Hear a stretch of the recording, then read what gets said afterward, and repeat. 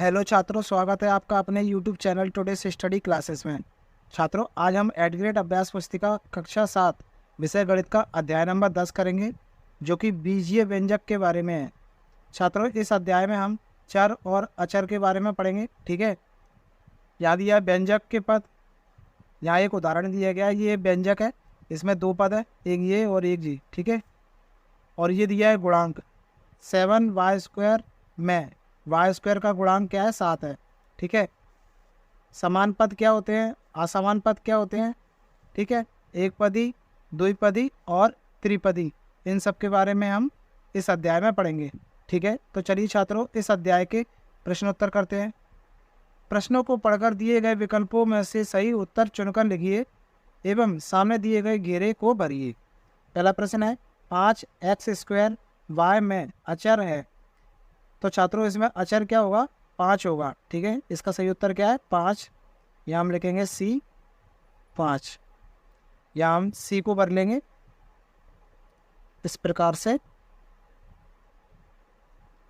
प्रश्न नंबर 2 करते हैं, 3x/3 में x का गुणांक है।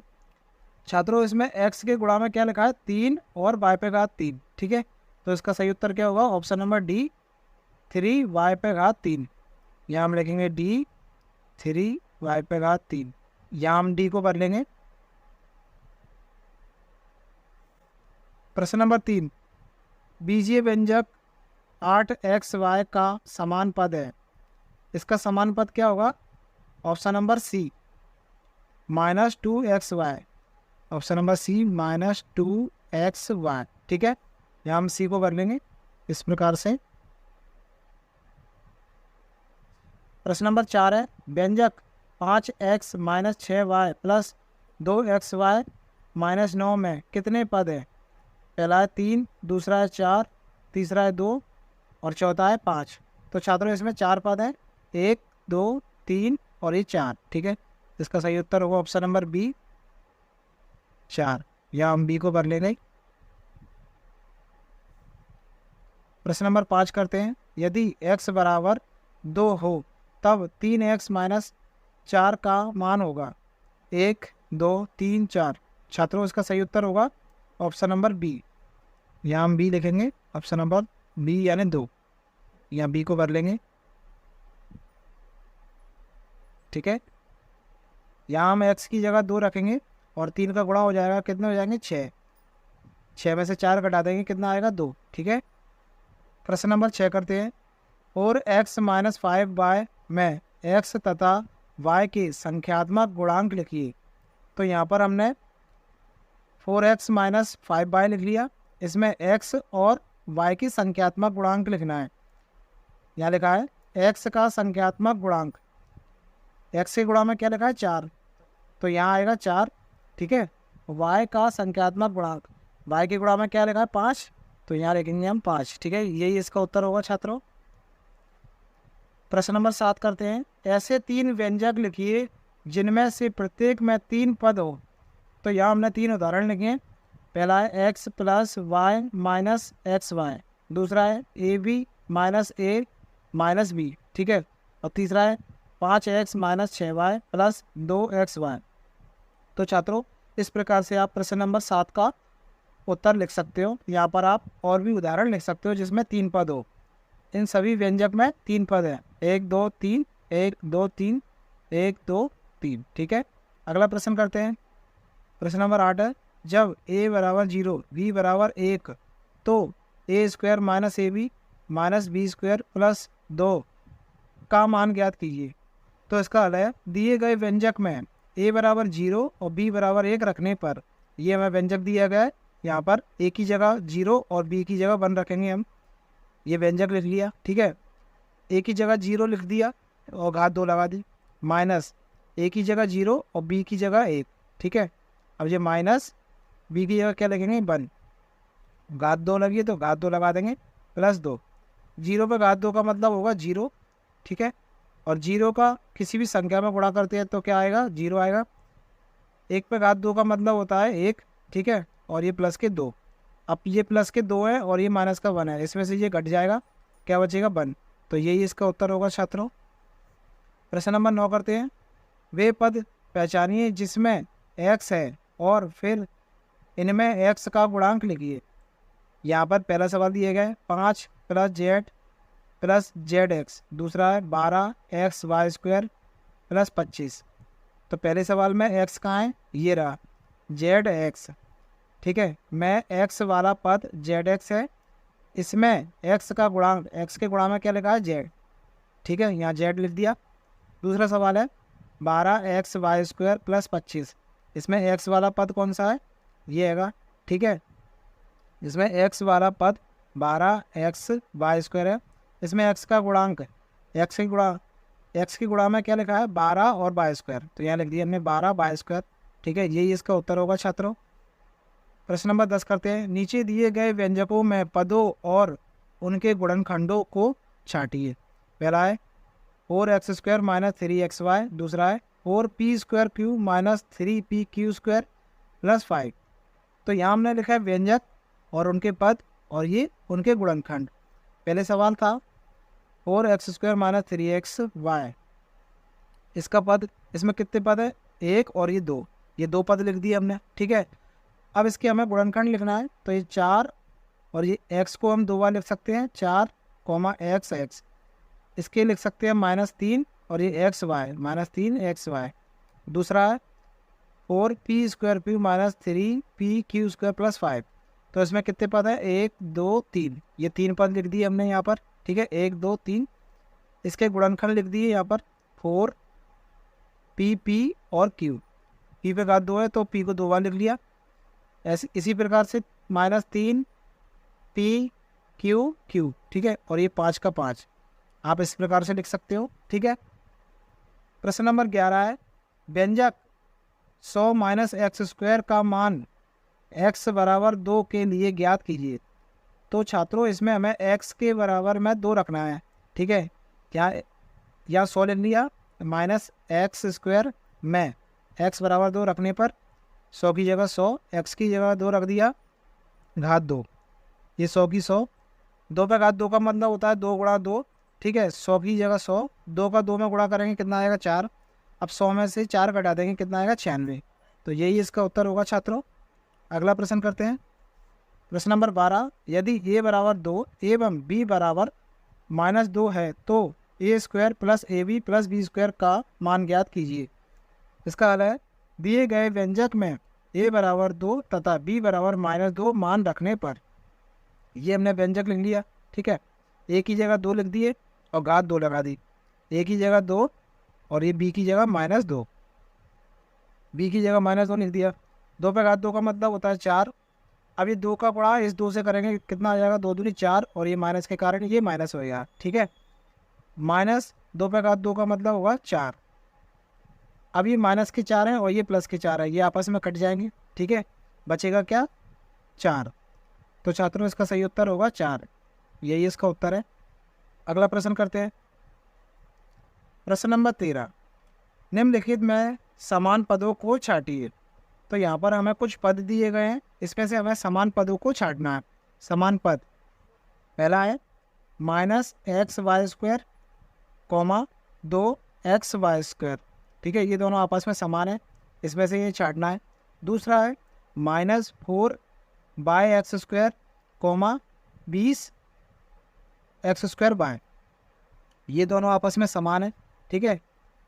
तीसरा है 8x², -11x², यहाँ पर ये दोनों पद आपस में समान है, यहाँ पर भी x² है और यहाँ पर भी x² है, ठीक है। और -6x², ये तीनों x² वाले पद है, ठीक है। चौथा है -100x, 3x, ये x वाले पद है। पाँचवा है -11yx, 2xy, ये दोनों xy वाले पद है। और छठवा है 7y, ठीक है। तो छात्रों इस प्रकार से आप प्रश्न नंबर 13 का हल लिख सकते हो, ठीक है। प्रश्न नंबर 14, निम्नलिखित व्यंजकों में एकपदी, द्विपदी और त्रिपदी व्यंजक दिए गए हैं, उनमें से द्विपदी व्यंजकों को छांटकर लिखिए।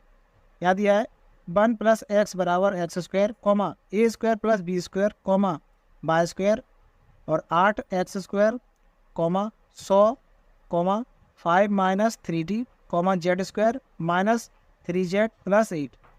छात्रों इसमें से हमें केवल द्विपदी व्यंजकों को छाट कर लिखना है। तो ऐसा पद लिखना है जिसमें दो पद हो। यहाँ पर आप देख सकते हो एक और ये दो, ये दोनों इस व्यंजक में दो पद हैं, ए स्क्वायर और बी स्क्वायर। तो यहाँ हमने लिख दिया ए स्क्वायर प्लस बी स्क्वायर। और एक ये रहा 5 माइनस 3t, 5 माइनस 3t, ये द्विपदी व्यंजक हैं। तो यही इसका उत्तर होगा छात्रों। प्रश्न नंबर 15। छात्रों प्रश्न नंबर 15 करने से पहले हम आपको बताना चाहते हैं, इससे पहले के जितने भी अध्याय हैं उनको हमने कंप्लीट कर लिया है और वे हमारे यूट्यूब चैनल के प्लेलिस्ट में डले हुए हैं। तो आप हमारे यूट्यूब चैनल के प्लेलिस्ट में से उन अध्यायों को भी कंप्लीट कर सकते हो। प्रश्न नंबर 15 करते हैं। यदि x बराबर 2 रखने पर 3x पे घात 3 प्लस 5x माइनस 1 का मान 6 के बराबर है तो a का मान क्या होगा? इसका हल है, व्यंजक में x बराबर 2 रखने पर, यहाँ ये व्यंजक है 3x पे घात 3 प्लस 5x माइनस a बराबर 6। इसको हमने 6 के बराबर में लिख लिया, ठीक है, क्योंकि यहाँ पर दिया है 6 के बराबर है, ठीक है। अब x की जगह क्या रख दिया हमने? 2 रख दिया और घात 3 लगी है, 3 लगा दी। 5 की जगह 5, x की जगह 2, a की जगह a बराबर 6। 2 पे घात 3 का मतलब होता है छात्रों 8। इसको हम ऐसे हल करके भी लिख सकते हैं, 2 गुणा 2 गुणा 2। 2 पे घात 3 का मतलब होता है, इसको 3 बार लिख लेंगे। अब इन तीनों का आपस में गुणा कर देंगे, 2 दूनी 4, 4 दूनी 8, ये 8 आ गया। 5 का 2 में गुणा हो जाएगा 10 और a की जगह a बराबर 6। 8 और 3 का गुणा कर देंगे, 8 3 24 और ये 10 की जगह 10 माइनस a बराबर 6। 24 और 10 को जोड़ लेंगे, कितना हो जाएगा? 34, ये 34 लिख दिया, माइनस a बराबर 6। 34 का हम यहाँ पक्षांतर कर देंगे तो ये प्लस के इधर आके माइनस के हो जाएंगे। क्या बचेगा? माइनस का a बराबर ये 6 की 6, 34 इधर आके माइनस का हो गया। अब 34 में से 6 कट जाएंगे क्योंकि ये माइनस का ये प्लस का है। कितने बचेंगे? 28। माइनस के 28 बचेंगे क्योंकि ये माइनस वाली संख्या बड़ी है। अब a का मान क्या हो जाएगा छात्रों? ये भी माइनस है और ये भी माइनस है, तो माइनस माइनस से हट जाएगा तो क्या बचेगा? 28। तो इसका यही उत्तर होगा छात्रों, a बराबर 28। ठीक है छात्रों वीडियो पसंद आई हो तो वीडियो को लाइक और चैनल को सब्सक्राइब जरूर कीजिएगा। साथ ही साथ घंटी के बेल आइकन को भी दबा दीजिएगा ताकि अगली वीडियो का नोटिफिकेशन आप तक सबसे पहले पहुँचे। और छात्रों यह वीडियो आप अपने दोस्तों में भी शेयर कर सकते हो ताकि वह भी ये कार्य आसानी से कर सके। अध्याय नंबर 11 करेंगे। इस अध्याय में हम घातांक और घात के बारे में पढ़ेंगे, ठीक है। तो चलिए छात्रों इसके प्रश्नोत्तर करते हैं। याद दिया है, प्रश्नों को पढ़कर दिए गए विकल्पों में से सही उत्तर चुनकर लिखिए एवं सामने दिए गए घेरे को भरिए। प्रश्न नंबर 1, 5 पे घात 7 में घातांक है। छात्रों यहाँ 5 पे घात 7 लगी है, इसमें घातांक बताना है हमें। पहला ऑप्शन दिया है 5, दूसरा है 35, तीसरा है 7 और चौथा है 12। तो छात्रों उसका सही उत्तर होगा ऑप्शन नंबर सी यानी 7, या सी लिखेंगे हम 7, ठीक है। सी को भर लेंगे इस प्रकार से यहाँ पर। प्रश्न नंबर 2, 9 पे घात 5 में आधार है। पहला है 45, दूसरा है 9, तीसरा है 5 और चौथा है 14। इसमें आधार बताना है छात्रों हमें, तो इसका आधार होगा ऑप्शन नंबर बी यानी 9, या बी लिखेंगे, 9 लिखेंगे। बी को भर लेंगे इस प्रकार से, ठीक है। प्रश्न नंबर 3 करते हैं। -1 पे घात 32 का मान है। छात्रों अगर संख्या 1 पर कितनी भी घात लगी हो तो उसका मान वह एक ही रहता है। तो यह -1 पे घात कितनी है? 32। तो इसका सही उत्तर होगा छात्रों ऑप्शन नंबर सी यानी कि 1, या हम सी को भर लेंगे, ठीक है, क्योंकि इसकी घात एक सम संख्या है और सम संख्या में अगर किसी की घात होती है माइनस वाले नंबर पर तो वह प्लस में परिवर्तित हो जाती है, ठीक है। इसका सही उत्तर होगा ऑप्शन नंबर सी। अगला प्रश्न करते हैं। प्रश्न नंबर 4 है, 7 पे घात 0 का मान है। पहला है 1, दूसरा है 2, तीसरा है 3, चौथा है 7। तो छात्रों इसका सही उत्तर होगा ऑप्शन नंबर ए यानी कि 1। किसी भी संख्या पर अगर घात 0 लगी होती है तो उसका मान 1 होता है, ठीक है। तो यहाँ पर हम ए को भर लेंगे इस प्रकार से। प्रश्न नंबर 5, संख्या 645 का मानक रूप होगा। पहला है 64.5 गुणा 10, दूसरा है 6.45 गुणा 10 पे घात 2, तीसरा है 6.45 गुणा 10 पे घात 3, चौथा है 6.45 गुणा 10 पे घात 4। तो छात्रों इसका सही उत्तर होगा ऑप्शन नंबर बी 6.45, ठीक है, गुणा 10 पे घात 2। ये इसका सही उत्तर होगा। यहाँ पर हम ऑप्शन नंबर बी को भर लेंगे इस प्रकार से, ठीक है। प्रश्न नंबर 6 करते हैं। इसका पहला सवाल है 128 को 2 की घात के रूप में लिखिए। तो छात्रों यहाँ हमें 128 को 2 की घात के रूप में लिखने हैं। तो सबसे पहले छात्रों इसको हम अभाज्य गुणनखंड के रूप में तोड़ लेंगे इस प्रकार से। 128 लिखेंगे, 2 छिंग 12, 2 चौक 8, 2 तिया 6, 2 दूनी 4, 2 एकम 2 और 2 छिंग 12, 2 अट्ठे 16, 2 चौक 8, 2 दूनी 4 और 2 एकम 2। इस प्रकार से तोड़ लिया। अब यहाँ पे लिख लेंगे हम 128, ये 128 बराबर 2 कितनी बार है, 1 2 3 4 5 6 7, 1 2 3 4 5 6 7, 1 2 3 4 5 6 7, ठीक है। 128 बराबर 2 कितनी बार है, 7 बार, तो 2 पे घात 7 लगा लेंगे। यही इसका उत्तर होगा छात्रों, ठीक है। इसका दूसरा सवाल है ए पे घात 5, बी पे घात 4, सी पे घात 2 का प्रसारित रूप लिखिए। इसका हल है ए पे घात 5, बी पे घात 4, सी पे घात 2 बराबर, इसको हम इस प्रकार से लिख सकते हैं ए पे घात 5 गुणा बी पे घात 4 गुणा सी पे घात 2। ए कितनी बार है, 5 बार, तो 5 बार लिख लेंगे, 1 2 3 4 5, गुणा लगा के 5 बार लिख लिया। बी को भी 4 बार लिख लेंगे, 1 2 3 4, और सी को 2 बार लिख लेंगे, ठीक है। अब छात्रों इन सबको हम ब्रैकेट से बाहर निकाल लेंगे। ए कितनी बार है, 5 बार, तो 5 बार लिख लेंगे। बी कितनी बार है, 4 बार, 4 बार लिख लेंगे। और सी कितनी बार है, 2 बार, 2 बार लिख लेंगे। तो छात्रों यही इसका उत्तर होगा, ठीक है। प्रश्न नंबर 7 करते हैं।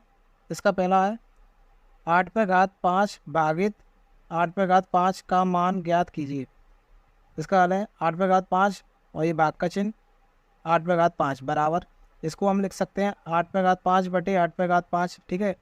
8 पे घात कितनी लगी है, 5, तो 8 को 5 बार लिख लिया, और यहाँ पे भी 8 को 5 बार लिख लेंगे। अब छात्रों यहाँ पर हम इन सबको काट सकते हैं, 1 2 3 4 5, ये 5 बार 8 है, तो हमने इसको काट दिया, और ये भी 5 बार 8 है, इसको भी काट देंगे। क्या आएगा, आंसर 1 आएगा, ठीक है। यही इसका उत्तर होगा छात्रों। प्रश्न नंबर 7 का दूसरा है 5 पे घात 0 गुणा 6 पे घात 0 गुणा 7 पे घात 0 का मान ज्ञात कीजिए। छात्रों किसी भी संख्या पर अगर घात 0 है तो उसका मान 1 होता है। तो 5 पे घात 0 का मान होगा 1, 6 पे घात 0 का मान होगा 1, 7 पे घात 0 का मान होगा 1। अब 5 पे घात 0 गुणा 6 पे घात 0 गुणा 7 पे घात 0, 5 पे घात 0 का मान होगा 1, इसकी जगह भी 1 रख देंगे, इसकी जगह भी 1, इन तीनों का आपस में गुणा करेंगे, कितना आएगा, 1। तो यही इसका उत्तर होगा छात्रों। अगला प्रश्न करते हैं। प्रश्न नंबर 8 है 40 लाख को मानक रूप में लिखिए। इसका हल है 4 गुणा, छात्रों यहाँ पर 4 को हमने अलग करके लिख लिया।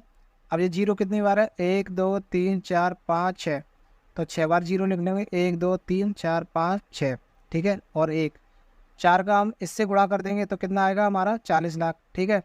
अब 4 की जगह 4 गुणा, यहाँ पर 0 कितनी बार है, 1 2 3 4 5 6, तो हम लिख लेंगे 10 पे घात 6। तो छात्रों यही इसका उत्तर होगा, ठीक है। प्रश्न नंबर 9 करते हैं।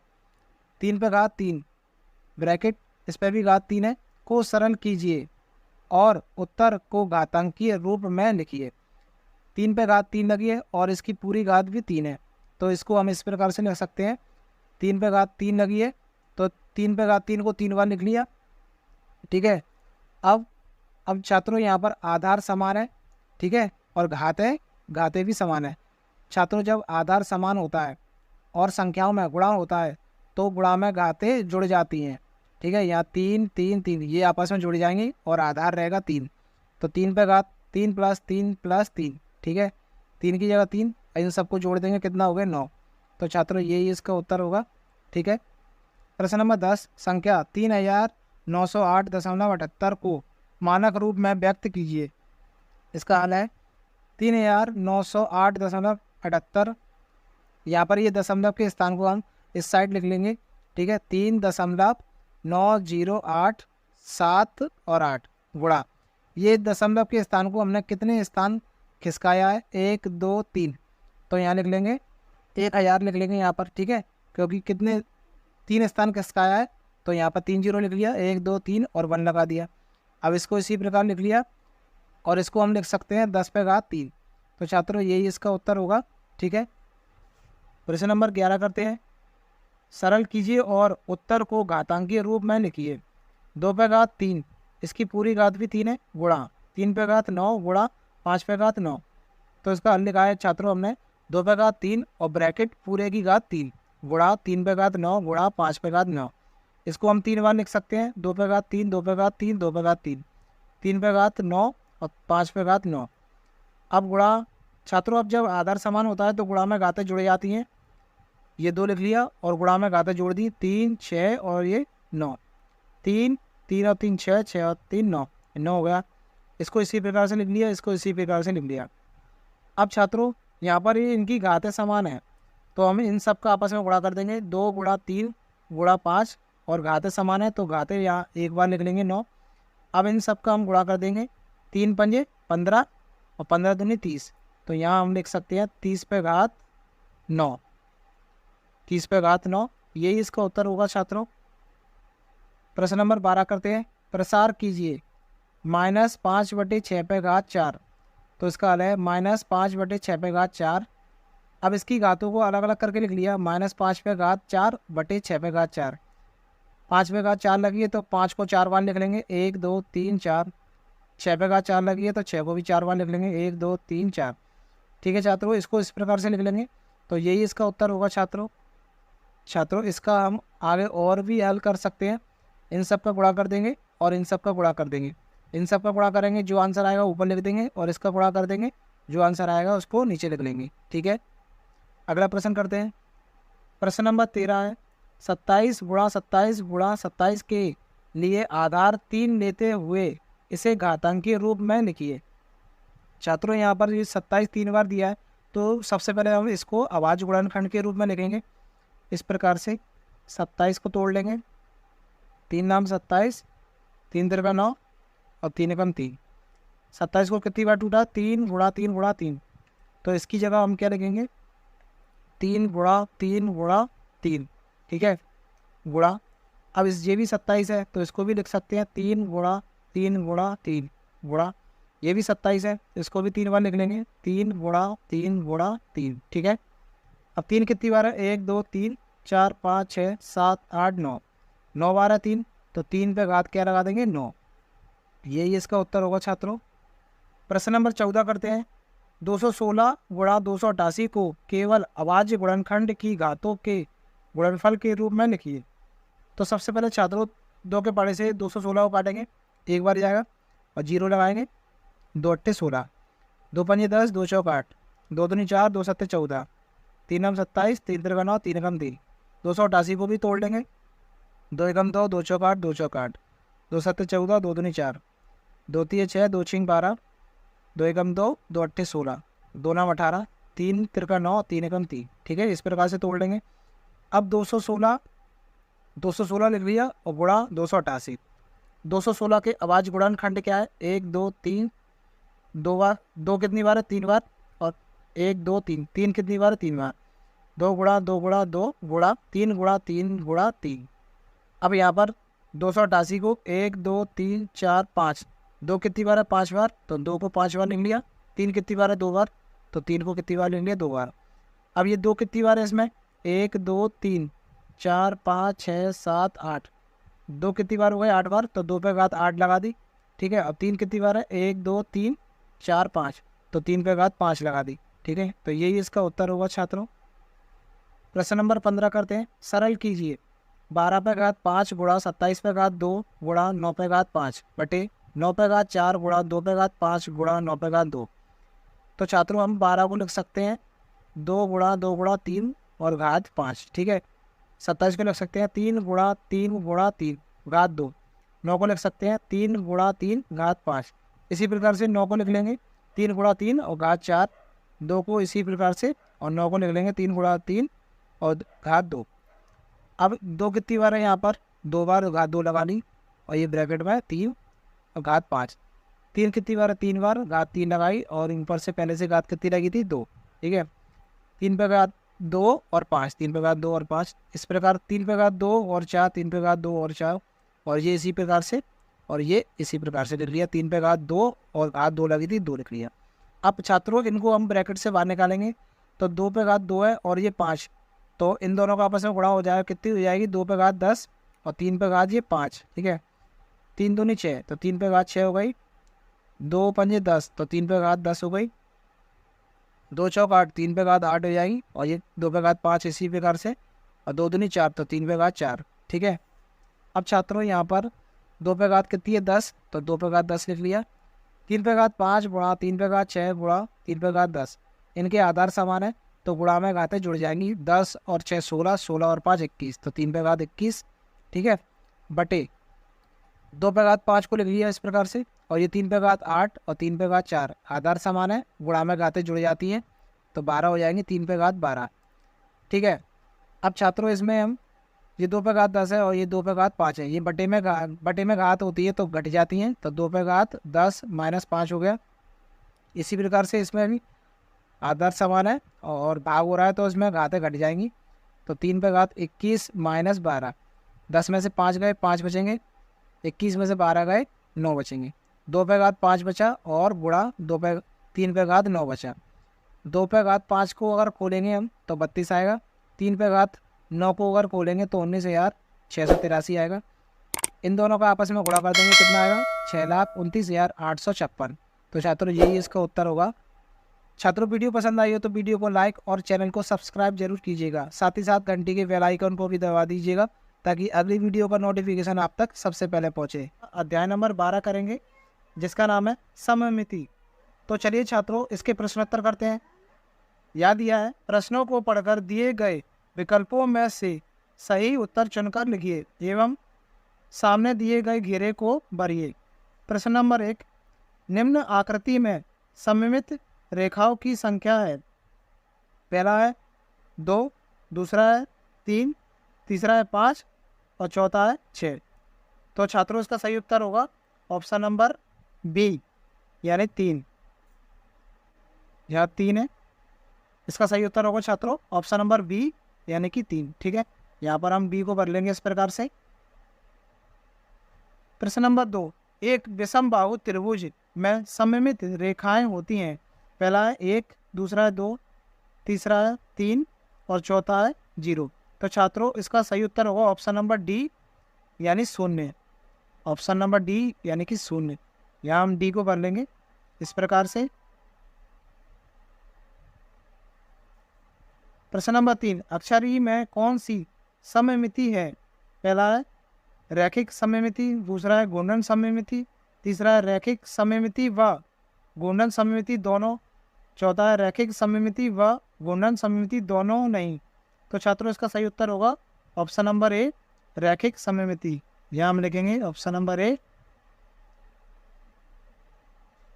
रैखिक सममिति। यहाँ हम ऑप्शन नंबर ए को भर लेंगे। प्रश्न नंबर 4 है, वृत्त में कितनी सममित रेखा होती हैं। Option number A 1, option number B 2, option number C 10 और ऑप्शन नंबर डी अनेक।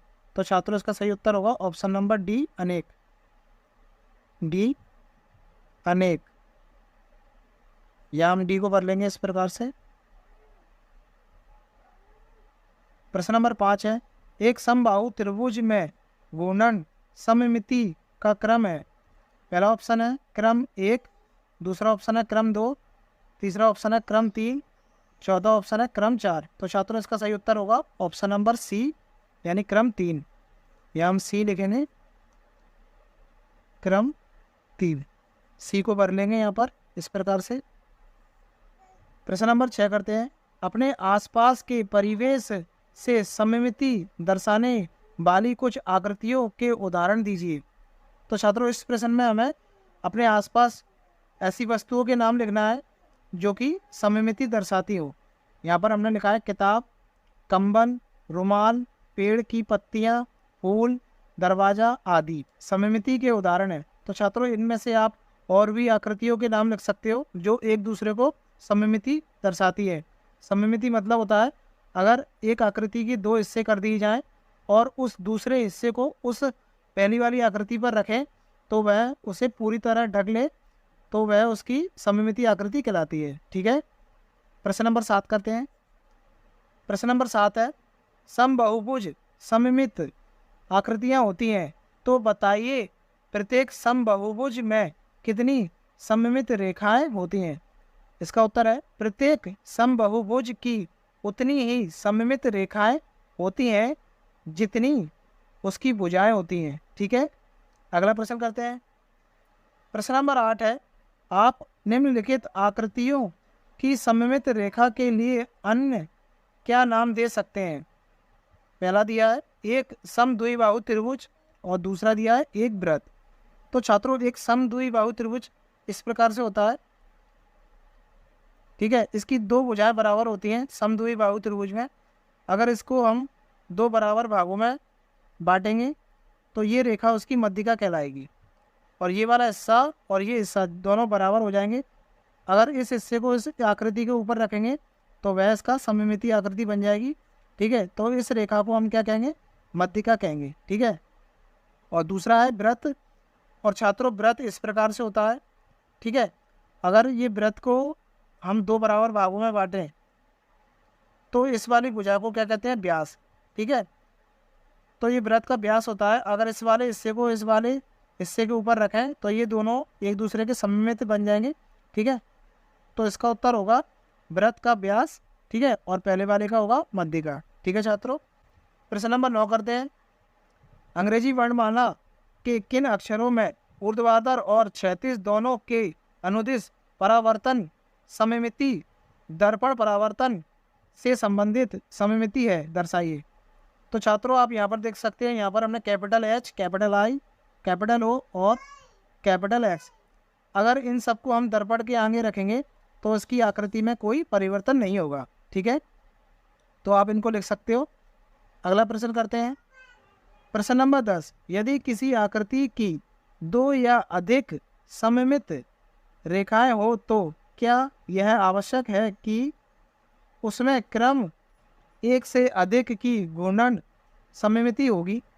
इसका उत्तर है हाँ, यदि किसी आकृति में दो या अधिक रैखिक सममिति है तो उस आकृति में क्रम एक से अधिक घूर्णन सममिति होगी। ठीक है, अगला प्रश्न करते हैं।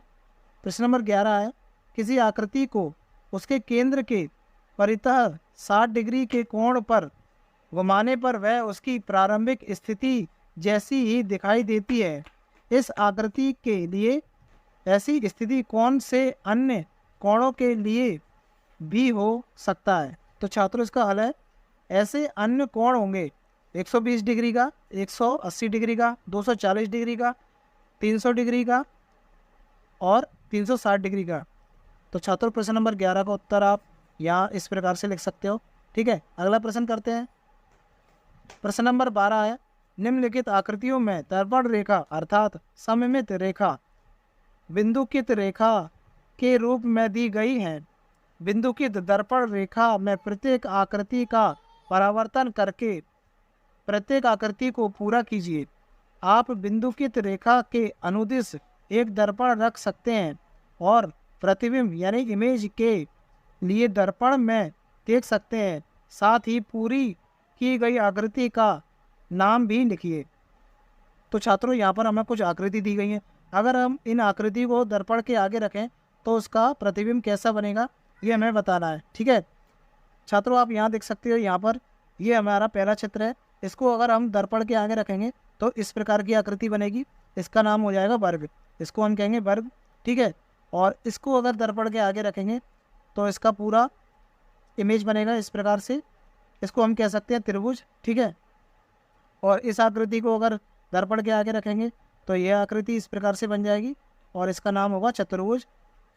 इस आकृति को हम दर्पण के आगे रखेंगे तो यहाँ एक गोला बन जाएगा, यानी कि एक वृत्त बन जाएगा, ठीक है। इसका नाम क्या होगा? वृत्त। और छात्रों इसी प्रकार से इस आकृति को भी दर्पण के आगे रखेंगे तो इसका चित्र इस प्रकार से बन जाएगा, ठीक है। इसमें भुजाएं कितनी है? 1 2 3।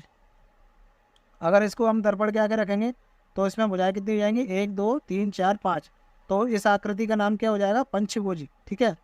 और इसी प्रकार से इस आकृति को भी दर्पण के आगे रखेंगे तो इसका चित्र इस प्रकार से बनेगा, ठीक है। इसकी भुजाएं कितनी हो जाएंगी?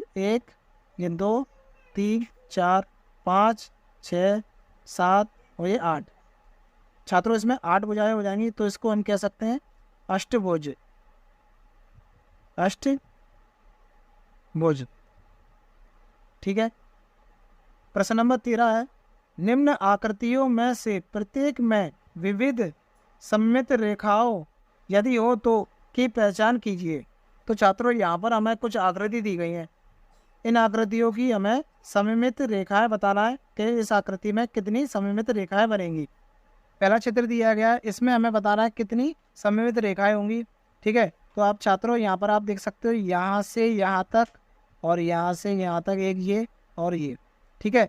इस प्रकार से इसमें 3 सममित रेखाएं होंगी। इसी प्रकार से दूसरे चित्र में अगर हम इसको 2 बराबर भागों में बांटें इस प्रकार से और एक इस प्रकार से, ठीक है, कितनी सममित रेखाएं? 2 सममित रेखाएं होंगी, ठीक है। और छात्रों इसी प्रकार से इन सभी आकृतियों की हमें सममित रेखाएं बताना है, ठीक है। छात्रों आप यहाँ पर देख सकते हो, यहाँ पर हमने सभी चित्रों की आकृतियों की सममित रेखाएं बताई हैं। आप इस प्रकार से एड ग्रेड पुस्तक में यह आकृतियाँ बना सकते हो, ठीक है। अगला प्रश्न करते हैं। प्रश्न नंबर 14 है, प्रत्येक आकृति के घूर्णन सममिति का क्रम बताइए। तो छात्रों इन आकृतियों का हमें घूर्णन सममिति का क्रम बताना है, ठीक है। ये पहली आकृति दी गई है, ये इस प्रकार से हमने बनाया है। अगर इसको हम 180 डिग्री घुमाएंगे तो ये वाला हिस्सा इस साइड आ जाएगा और ये वाला हिस्सा इस साइड आ जाएगा। आप देख सकते हो यहाँ पर हमने इस आकृति को 180 डिग्री घुमाया है, ठीक है। फिर इसको 180 डिग्री और घुमाएंगे तो इस प्रकार से ये बन जाएगा, यानी इस आकृति में कोई भी परिवर्तन नहीं हो रहा है, ठीक है। दूसरा क्या है? बी। इस आकृति में यहाँ पर दिया है कोण 80 डिग्री।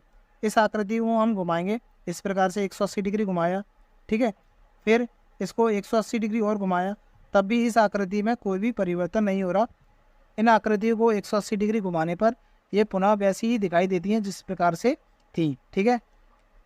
यहाँ पर त्रिभुज दिया गया है, त्रिभुज को अगर हम घुमाएंगे इसके हम 3 पार्ट कर लेंगे इस प्रकार से, ठीक है। और यहाँ पर इसको घुमाएंगे 120 डिग्री घुमाएंगे तो भी ये आकृति पुनः प्रारंभिक स्थिति में दिखाई देगी। और फिर इसको 240 डिग्री घुमाएंगे तो भी यही आकृति पुनः प्रारंभिक स्थिति में दिखाई देगी। इसी प्रकार से इस आकृति को भी 90 डिग्री घुमाएंगे तब भी ये प्रारंभिक स्थिति में दिखाई देगी। और फिर इसको 180 डिग्री घुमाएंगे तब भी ये प्रारंभिक स्थिति में दिखाई देगी, ठीक है छात्रों। तो प्रश्न नंबर 14 का उत्तर आप इस प्रकार से लिख सकते हो। अगला प्रश्न करते हैं। प्रश्न नंबर 15 है, रिक्त स्थानों की पूर्ति कीजिए। छात्रों यहाँ पर हमें एक टेबल दी गई है, इस टेबल को हमें भरना है।